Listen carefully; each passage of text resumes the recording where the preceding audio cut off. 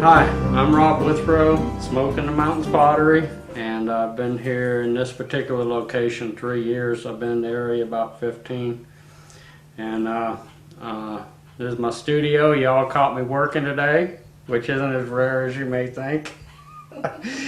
This is the biggest face jug in the world, the biggest one in the world, and it's called Here Boy. This fella's whistling for his dog, and his dog's up here running up on his forehead, and so I call that Here Boy.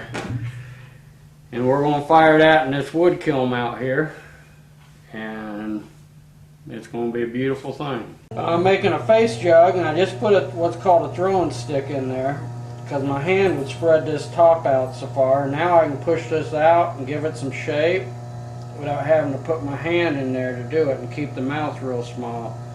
So it just goes in easier for me. That's why I do it that way. Now I'm going to put the trim the bottom of it here. I avoid trimming whenever possible. I don't like trimming. I'd rather make another pot than trim something. But some things you can't avoid trimming. But I don't have to trim this jug, and that's good.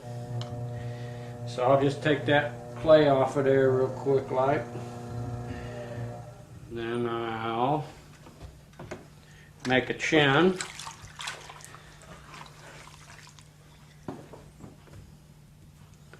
And there's a chin. And oh, there's a cheek. And sometimes I see something in the jug and see an old person or something, or somebody winking. So it's all in what I feel like that day too, I guess.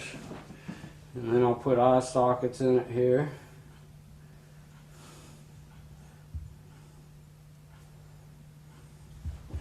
Yep. Try to straighten that back out.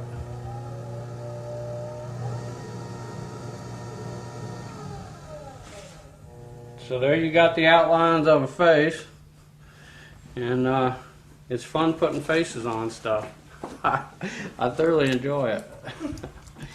So got a little water in there I might need to get out.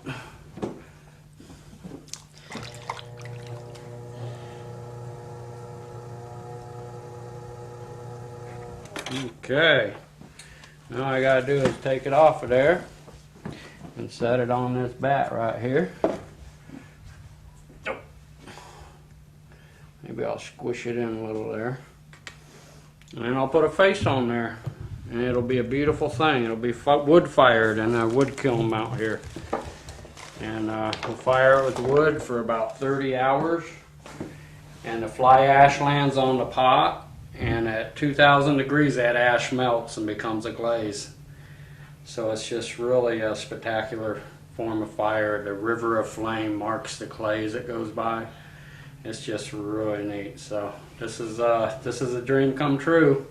This is a kiln that friends and given me so many hours of hard work, and the whole community's helped out. And this kiln's taken over a year to build, and it's been hard work, and but it's finally here, and we're gonna fire it in 7-8 days. So we're gonna stoke it here. There's a door on either side, and this will be where you chuck the wood in.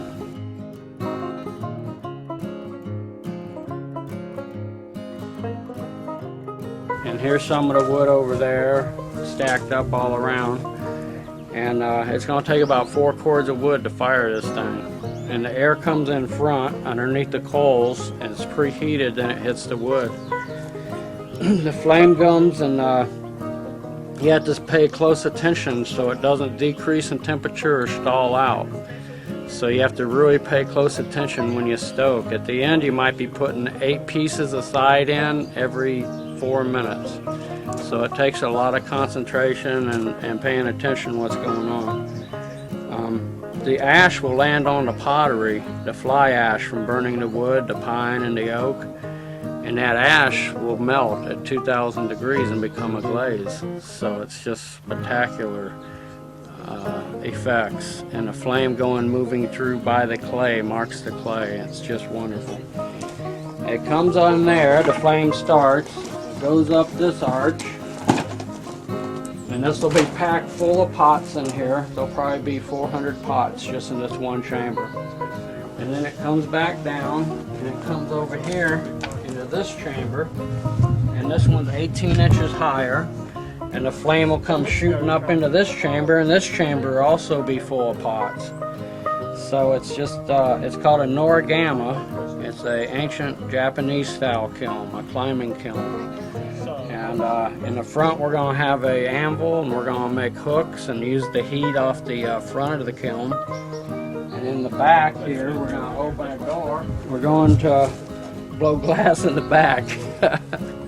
So we'll dip in the glass in here, I'll have a door, and then we'll have a little door here for a glory hole. And then we'll have a knockoff oven over here, so we can cool it down slowly. And it's going to be exciting. It's going to be big. We're going to have fun. We'll have flame about 10 feet out the top of this stack at the end of the firing. It'll be red hot about this high up, just cherry red. So there'll be a lot of heat back here. And it's just really, it's just going to be really spectacular and a big dream come true. Wasn't that cool? I just love Rob's new kiln. Thanks for tuning in, and come back and visit us again real soon.